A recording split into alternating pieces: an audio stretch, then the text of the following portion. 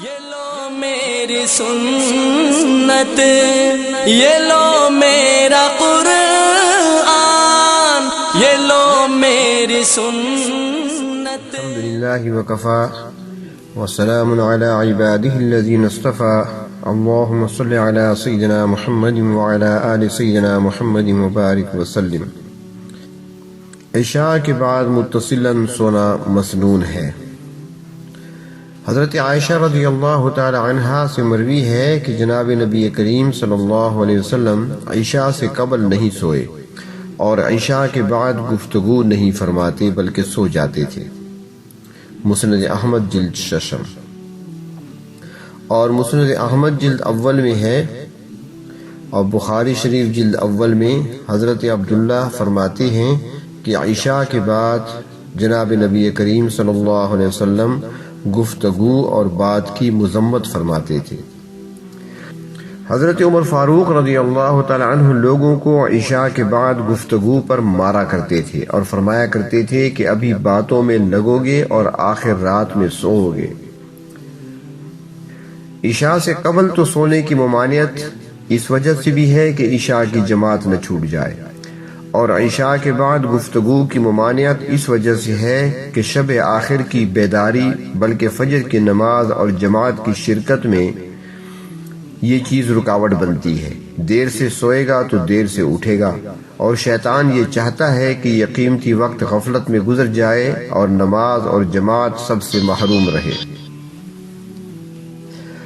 آج پوری امت کا مزاج اور عمومی عادت یہی ہے کہ عشاء کے بعد باتوں میں لا یعنی امور میں مشغول رہتے ہیں، گفتگو میں اور مجلسوں میں بلکہ لہو و لعب میں وقت گزارتے ہیں، اور شب کے آخری وقت میں بیداری تو کیا نماز جماعت سب چھوڑ کر دن چڑھے تک سوئے رہتے ہیں۔ دن کا قیلولہ کرنا بھی اسی سبب سے تھا۔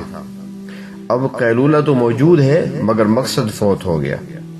دن کا قیلولہ کرنا رات کے جاگنے کے لیے نہیں بلکہ آخری رات کی عبادت میں مدد کے لیے ہے۔ اس لیے جناب نبی کریم صلی اللہ علیہ وسلم عموماً عشاء کے بعد فوراً سو جاتے تھے، اور تہائی شب میں یا نصف آخر میں بیدار ہو کر عبادت میں مشغول ہو جاتے تھے، اور کبھی ایسا بھی ہوتا کہ عشاء کے بعد عبادت میں لگ جاتے اور بعد میں آرام فرماتے۔ تو جلد سونے کا کم از کم فائدہ یہ ہوگا کہ صبح کو نیند ٹوٹ جائے گی، ضرورت سے فارغ ہو کر سنت اور فرض کو اچھے طریقے سے ادا کر سکیں گے، چستی رہے گی اور نیند کا خمار باقی نہیں رہے گا۔ لیکن عشاء کے بعد علمی اور دینی گفتگو اس کی اجازت ہے۔ چنانچہ امام بخاری رحمۃ اللہ علیہ نے بخاری شریف جلد اول میں باب قائم کر کے اس کے جواز کی طرف اشارہ فرمایا ہے۔ حضرت عائشہ صدیقہ رضی اللہ تعالی عنہ فرماتی ہیں، مسند احمد اور شمائل ترمذی میں حدیث ہے کہ ایک رات نبی کریم صلی اللہ علیہ وسلم نے عشاء کے بعد اپنی ازواج مطہرات کو ایک قصہ سنایا، تو ایک عورت نے کہا یہ قصہ حیرت اور تعجب میں بالکل ایسا ہے جیسے خرافہ کے قصے۔ آپ صلی اللہ علیہ وسلم نے فرمایا جانتی ہو خرافہ کا اصل قصہ کیا ہے؟ فرمایا کہ خرافہ بنو عذرا ایک قبیلے کا نام ہے، اس کا ایک شخص تھا، جنات اسے پکڑ کر لے گئے تھے، ایک عرصہ تک جنات نے اسے اپنے پاس رکھا، پھر لوگوں میں چھوڑ گئے، پس وہ لوگوں سے وہاں کے عجائبات بیان کیا کرتا تھا، پر لوگ ایسے قصوں کو قصہ خرافہ کہنے لگے۔ تو یعنی اس سے معلوم ہوا کہ آپ صلی اللہ علیہ وسلم رات کے وقت میں کبھی کبھی اپنی ازواج مطہرات کے سامنے قصہ اور واقعات سناتے تھے۔ تو اسی کے تحت مولا علی قاری رحمۃ اللہ علیہ نے اس حدیث کی شرح میں لکھا ہے کہ گھر میں بیوی بچوں سے اس قسم کی باتوں کا کرنا، ان سے خوش طبعی کرنا مذموم نہیں بلکہ حسن معاشرت میں داخل ہے، اور اسی طرح اگر کوئی مہمان ہو تو اس سے بھی گفتگو کی اجازت ہے۔ سونے سے قبل پانی کا انتظام رکھنا بھی مسنون ہے۔ حضرت عائشہ رضی اللہ تعالی عنہ فرماتی ہیں کہ آپ صلی اللہ علیہ وسلم کے لیے وضو کا پانی اور مسواک رکھ دیا جاتا تھا، جب آپ صلی اللہ علیہ وسلم بیدار ہوتے تو قضاء حاجت سے فارغ ہونے پر مسواک فرماتے اور وضو کرتے۔ ابو داؤد شریف۔ سونے سے قبل وضو اور طہارت وغیرہ کے لیے پانی کا انتظام رکھنا یہ مسنون ہے، تاکہ بیدار ہونے کے بعد تلاش اور انتظام کی زحمت نہ ہو، اور کم وقت ہو تب بھی عبادت کا موقع مل جائے، تاکہ وقت ضائع نہ ہو پانی کے تلاش کرنے میں، اور یہ حسن انتظام ہی کی تو بات ہے۔ حضرت عائشہ صدیقہ رضی اللہ تعالیٰ فرماتی ہیں ابن ماجہ شریف میں کہ نبی پاک صلی اللہ علیہ وسلم کے لیے رات میں 3 ڈھکے ہوئے برتنوں کا انتظام رکھتی تھی۔ پہلا وضو کے پانی کا برتن، دوسرا مسواک کے پانی کا برتن، اور تیسرا پینے کے پانی کا برتن۔ اس سے معلوم ہوا کہ وضو اور مسواک کے علاوہ رات میں پینے کے لیے بھی کسی برتن، گلاس وغیرہ میں پانی رکھ دیتی تھی، اور ان تینوں کو ڈھک کر رکھتی تھی تاکہ کیڑے مکوڑوں اور چوہوں وغیرہ سے حفاظت رہے۔ یہ حسن انتظام سے متعلق امور ہے کہ رات میں جس چیز کی ضرورت پڑ سکتی ہے اس کا انتظام سونے سے قبل ہی کر لیا جائے کہ عین وقت پر دقت نہ ہو، دوسروں کو پریشانی نہ ہو۔ تو لہٰذا سونے سے پہلے وضو اور طہارت وغیرہ کا پانی، پینے کا پانی، شاید رات میں پیاس لگ جائے، اور مسواک کا انتظام رکھنا یہ مسنون ہے۔ بیدار ہونے کے بعد اولاً یعنی پہلے پاخانہ پیشاب سے فارغ ہونا چاہیے۔ حضرت عائشہ صدیقہ رضی اللہ تعالیٰ سے روایت ہے کہ جب آپ صلی اللہ علیہ وسلم بیدار ہوتے تو قضاء حاجت فرماتے اور پھر مسواک اور وضو فرماتے۔ ابو داؤد شریف جلد 2۔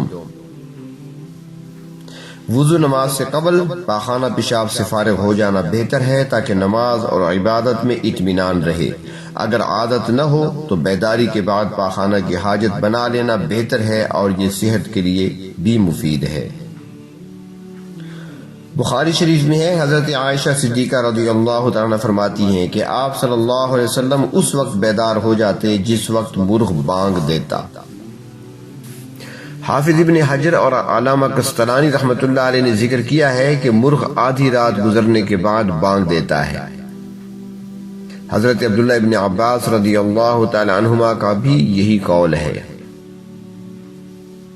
یعنی آپ صلی اللہ علیہ وسلم شروع کی آدھی رات گزار کر آدھی رات گزارنے کے بعد بیدار ہو کر عبادت میں لگ جاتے تھے۔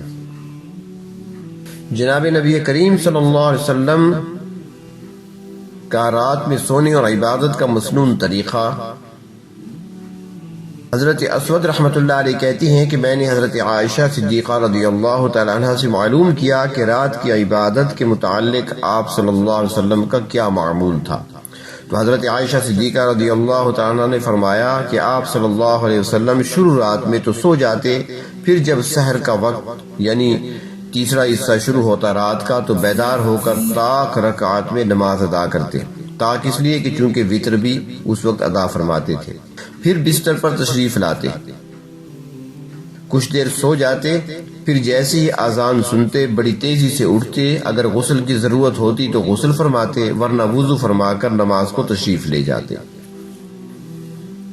اور حضرت ام سلمہ رضی اللہ عنہا کی روایت میں ہے کہ جس مقدار پر آپ صلی اللہ علیہ وسلم سوتے اسی مقدار عبادت کرتے، یعنی نصف رات سوتے تو نصف رات عبادت کرتے، آدھی رات سونا آدھی رات عبادت۔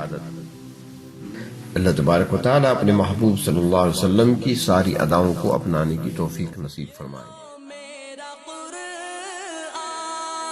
یہ لو میری سنت، یہ لو میرا قرآن، یہ لو میری سنت، یہ دکھلائے گی تم کو